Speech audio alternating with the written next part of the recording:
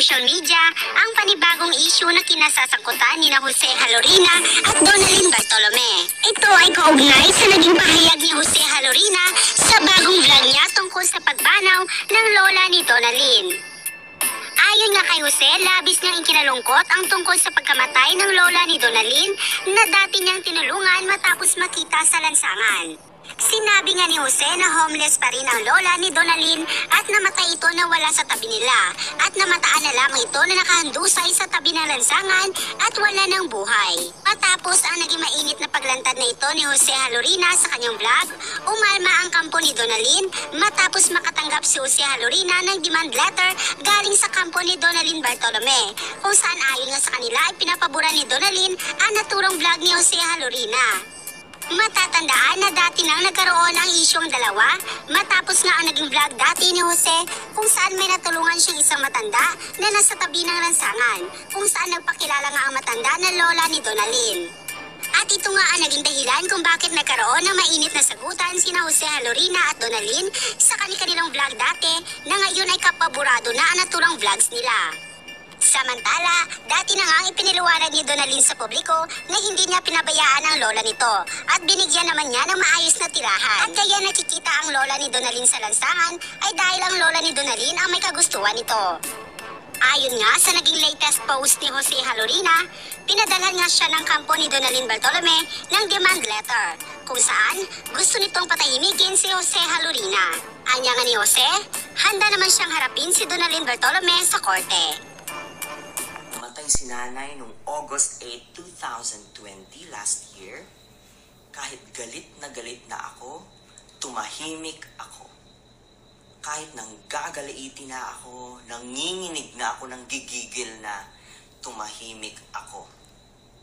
Hindi lang kasi talaga ako makapaniwala bakit siya bumalik bilang homeless, bakit siya namatay bilang homeless. Kahit hindi ko nagustuhan yung nangyari kay nanay, I respected our agreement at tumahimik ako. Wala akong sinabi. Pero, noong June 2021, bago lang, a few weeks back, nagsalita si Donalyn tungkol dito. Gumawa siya ng video sa kanyang YouTube channel na bumili siya ng kanyang pangatlong sports car. Yaman, di ba? Milyonarya. Nag-post din siya sa kanyang Facebook page tungkol dito. Pero, may nag-comment. Ang sabi ng nag-comment, ang yabang, pero yung lola niya, di niya matulungan. Sagot naman ni Donalyn, mag-ingat ka, Mark. Pwede kita kasuhan ng libel. Pag ako tinopak ng malala talaga, ikaw na lang kakasuhan ko kasi di ko nakasuhan yung isa. Dahil humingi sila ng sorry nung matanda. Kaya pumayag ako sa settlement agreement. LOL, hindi ko kami humingi ng sorry sa iyo, Donna, nakalimutan mo? Nanay was asking an apology from you guys that you didn't give. Nagpatuloy si Donna. Sabi niya, why do you think dinelete yung video spreading fake news? Ikaw na lang kaya pakulong ko to serve as a lesson to people spreading fake news. I screenshotted your comment, your face where you work. I can find you and I will put you in your place. Ang yabang. Now, I will put you in your place. Pagkatapos, kumalat ang kayabangang yun sa social media. Naibalita yun sa pep.ph, Inquirer, Manila Bulletin, Cosmo.ph, MSN.com, at iba pang news outlets. Ibig sabihin, Donalyn breached our agreement. Nilabag niya ang agreement namin na to. Wala nang silbi ang agreement na to dahil nagsalita na siya tungkol dito. Sobra pa nga yung ginawa mo dahil nagsinungaling ka. Kami, nagmakaawa. Ako? Wala sa ugali ko ang magmakaawa sa mga taong gaya mo. Grabe ka. Patay na nga si nanay, sinisiraan mo pa. Dinidiin mo pa lalo, dinidikdik mo lalo. Para lang kuno sa reputasyon mo. Kaya ako wala akong pakialam sa reputasyon ko. The people will see it. They can see it. Hindi po bobo ang ating mga manonood. Hindi ko siya sinagot noon agad-agad noong June 2021, a few weeks back. Dahil katatapos lang po ng aming quarantine period dito sa Davao. Inuna ko po ang aking pamilya at mga anak. Inayos ko po muna ang aming bagong bahay at nag-enroll ho muna kami sa bagong eskwelahan ng mga anak ko. So dahil wala nang silbi itong agreement namin, I have decided to talk and tell you what happened. Namatay po si nanay noong August 8, 2020 around 4 in the morning.